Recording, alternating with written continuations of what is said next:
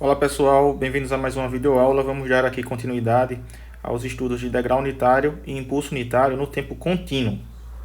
Bom, analisando aqui os sinais do degrau unitário e do impulso no tempo contínuo, nós podemos perceber que algumas coisas são bem próximas e algumas analogias são válidas. No entanto, vamos escrever aqui o sinal do degrau unitário, o de t, matematicamente, né, ele é escrito dessa forma, né, vale igual a zero para t menor do que zero, e ele é 1 para t maior do que zero. Com relação a essa definição dessa equação matemática, perceba, né, note diretamente que há uma descontinuidade aqui. Essa descontinuidade acontece em t igual a zero. Nesse momento, o degrau unitário ele apresenta uma descontinuidade.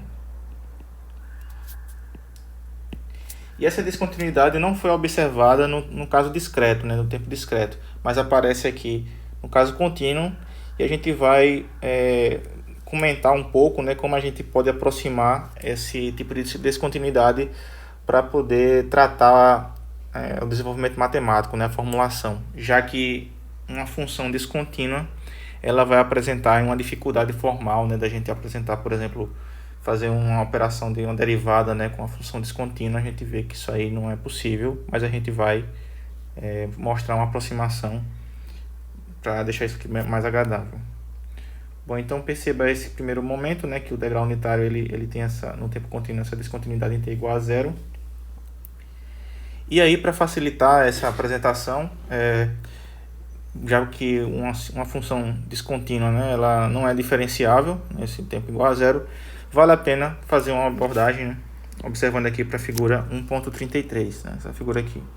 Então essa aqui é uma aproximação, né, no sistema contínuo da função degrau unitário. Então perceba que, neste caso, eu já consigo, né, fazer a aplicação formal, né, na formulação matemática de uma derivada, né? Então, como foi comentado no caso discreto, que o impulso e o degrau unitário eles podem ter uma relação entre si, né?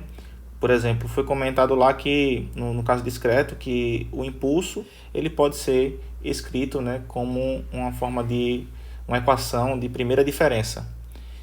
E a equação equivalente na primeira diferença, a gente traz aqui no caso contínuo o conceito de derivada. Então, o conceito de derivada, nesse caso, né, no tempo contínuo, a gente poderia escrever que o impulso ele pode ser representado como a derivada primeira do degrau unitário. E há também uma relação em que o degrau unitário, como foi comentado no caso discreto, né, que é uma soma cumulativa, aqui vai ser basicamente, por definição, a integral cumulativa. Certo? Então, a gente pode representar também o degrau unitário, né, como uma integral cumulativa do impulso, certo? Mas aí, se a gente considerasse, né, a função degrau unitário com aquela descontinuidade, não era possível fazer essa diferenciação, essa derivada.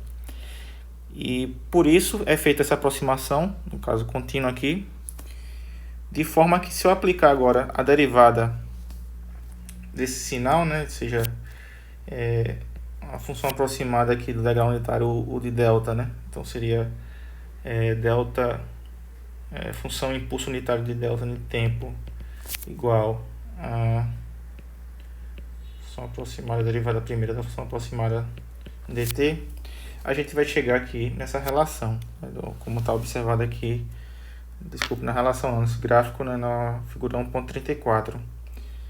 Então perceba que há uma coisa interessante aqui para se destacar, em que a definição mais formal nesse caso, para a gente tratar de relacionar o impulso com o degrau no sistema contínuo, é que o impulso ele vai ser caracterizado, né, como o limite dessa função impulso de delta aproximada, quando o delta tende para zero.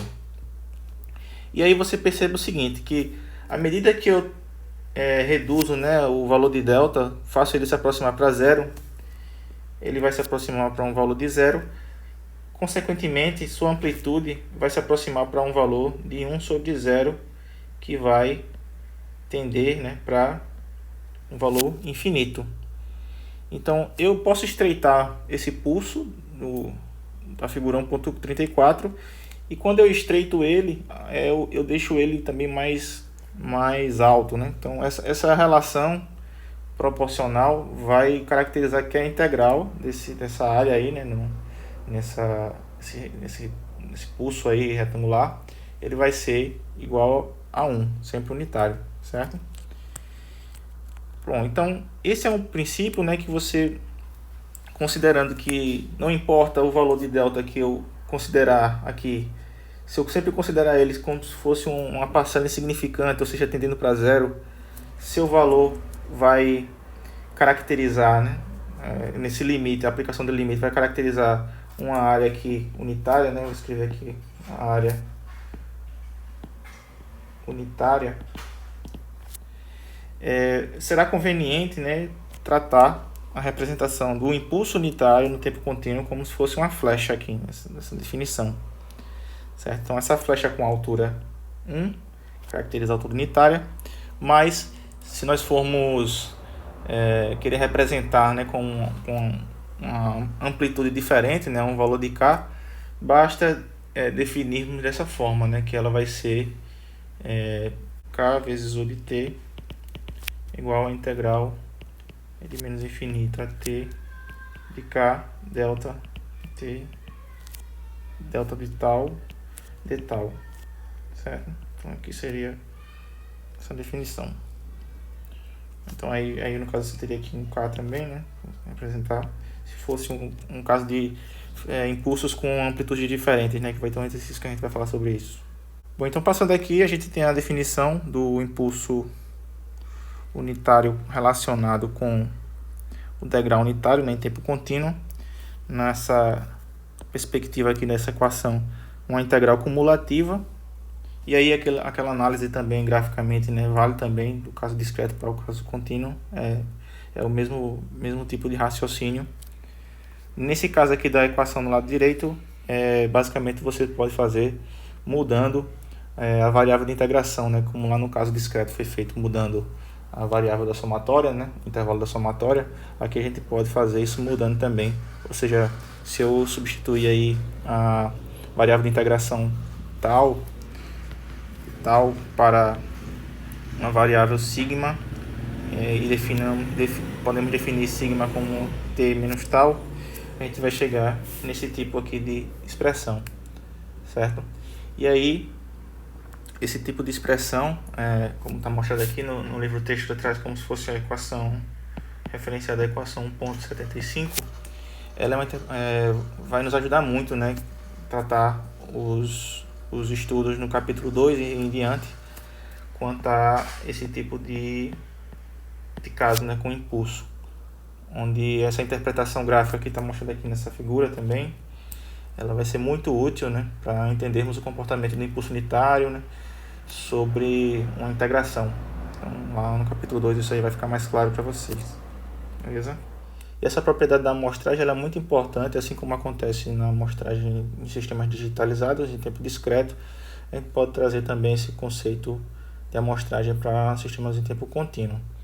Então, basicamente, a gente pode usar o impulso, né, unitário para contextualizar as características de amostragem do sinal. Então, perceba aqui, né, você tem aqui essa função aproximada com um valor de delta, esse delta dentro para zero. E se eu posso pegar, basicamente, qualquer sinal, né, em tempo contínuo x de t, se eu fizer o produto desse sinal x de t pelo impulso delta de t, eu vou ter aí a representação, né, da amostragem do sinal, certo? Então isso aqui é basicamente muito utilizado nos sistemas quando a gente vai digitalizar, fazer condicionamento de sinais, né? Pegar um sinal analógico e tratar ele dentro de um microprocessador ou de um processador digital de sinais. Isso aí é muito utilizado e será também muito importante nos outros capítulos aí quando a gente for estudar os outros conteúdos, né? E que vai trazer um pouco mais de esclarecimento, né? Deixar um pouco mais claro na cabeça de vocês esses conceitos de amostragem, né? Do ponto de vista prático. E aqui tem um exercício para finalizar, né? Que seria basicamente esboçar o sinal da derivada de x de t. X de t está representado nesse gráfico. E aí como seria a representação da derivada, né? Então, se queria achar aqui, ele quer para vocês esboçarem o sinal da derivada primeira x de t. Aí basicamente vocês podem usar aquele conceito, né, da definição matemática, que a gente vai ter aí a derivada primeira de um sinal, né, x de t, ou qualquer sinal da grau unitário, por exemplo, caracteriza o impulso. E aí, para caracterizar o impulso, né, a gente vai ver que esses sinais se aproximam de um degrau unitário. A gente vai observar nos instantes em que ele não vale zero, né, ou ela não é contínuo. Nesses momentos aqui, a gente vai ver aqui que, perceba, nesse instante daqui até aqui, ela vale zero, né, ou é constante, então a derivada é nula. Aqui no instante em t igual a 1, ela tem uma variação positiva, portanto, nessa variação positiva, a gente vai considerar a amplitude dela, então seria uma flecha, né, com a amplitude dessa variação. Lembrando aquela discussão lá do K que foi comentada, seria aqui com amplitude 2, né, como se fosse o K igual a 2. E depois ela é constante, então não vai ser zero também. E aí, nesse instante t igual a 2, há uma variação negativa, né? Então, um pulso alto para um pulso negativo, de amplitude 3. Então, isso aqui vai ser com amplitude 3, aqui com amplitude 2. Na sequência, em tempo t igual a 3, ela é constante, é zero, né? Portanto, sua derivada vai ser igual a zero. Em tempo t igual a 4, ela tem outra variação, e essa variação é de menos 1 até 1. Ou seja, vamos ter aqui uma flecha, né, caracterizando o impulso, representada aqui com amplitude 2. E para t maior do que 4, é constante, portanto a derivada do constante vai ser nula. Então isso aqui seria basicamente um esboço, né, de como seria a representação gráfica desse sinal em a primeira derivada, no tempo contínuo, né? Então está aqui a representação, né? Bom, então era isso, pessoal, nesse vídeo. Como sugestão, né, vocês podem antecipar alguma leitura, que na próxima videoaula a gente vai falar das classificações básicas dos sistemas, ou seja, a gente vai falar da característica da memória, sistema com memória, sistema invertível, sistema causal, sistema não causal, sistema estável, o conceito de linearidade e o conceito também de invariância no tempo.